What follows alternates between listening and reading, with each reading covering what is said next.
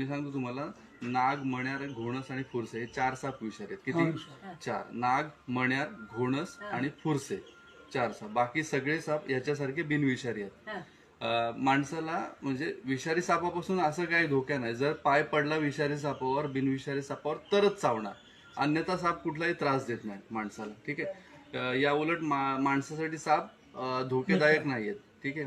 म्हणजे सापाचं विष असेल तर औषधं निर्माण होतील, आणि औषधं निर्माण झाली तर माणूस वाचेल. म्हणून साप वाचवायचे. जर विषारी साप असेल तर फोन करा, अन्यथा असे बिनविषारी साप जर घराजवळ फिरत असतील ना तर ते निघून जातील त्यांचं काम करून. म्हणजे कुठलं काम? उंदीर खाण्याचं. उंदीर खाण्यासाठी साप घराजवळ आलेला असतो. आता हा साप ओळखायचा कसा बघा, मी तुम्हाला एक त्याचे हे सांगतो. तिथे लांबच राहा थोडे. तुम्हाला दिसतोय साप? दिसतोय ना? ते शेपटीवर रेटिक्युलम असते, जाळीदार नक्षी असते. जाळ लावले ना तुमच्या इथे ते झाड वेलींसाठी, ते रेटिक्युलम सारखी जाळीदार नक्षी असते. आणि ह्याचं जे तोंड आहे त्याच्या तोंडावरती आहेत ना उभ्या रेषा असतात. ते तुम्हाला दिसतंय, उभ्या रेषा असतात ज्या जोडलेल्या आहेत तोंडाच्या जबड्यावर. जबडा जर उघडला तर त्या रेषा वेगळ्या होतात. हा तोंडाचा जबडा आहे, हा जर उघडला तर त्या वेगळ्या होतात, आणि हा जर मिटला तर त्या एकत्र असतात. ठीक आहे. म्हणजे हा धामण साप असा ओळखायचा.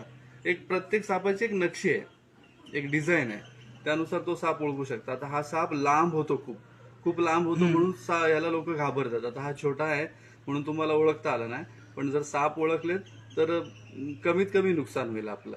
ठीक आहे. अननेसेसरी या सापांना पकडलं जाणार नाही. आता हा साप जर उंदीर खाण्यासाठी आला असेल, उंदीर खाण्यासाठी, आता हा साप आपण अननेसेसरी इथून घेऊन जातोय, कुठेतरी लांब सोडतोय, तर ह्याचं जे राहिलेलं काम आहे ना उंदीर खाण्याचं, ते दुसरं साप येईल करायला. त्याच्यामध्ये विषारी सापही असू शकतो.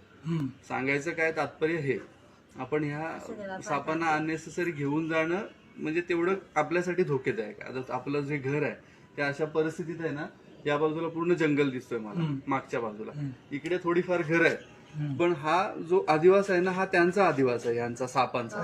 त्यांच्या आदिवासात आपण घर बांधलंय, बरोबर. म्हणजे ह्या जीवांची आपल्याला सवय करून घ्यावी लागेल.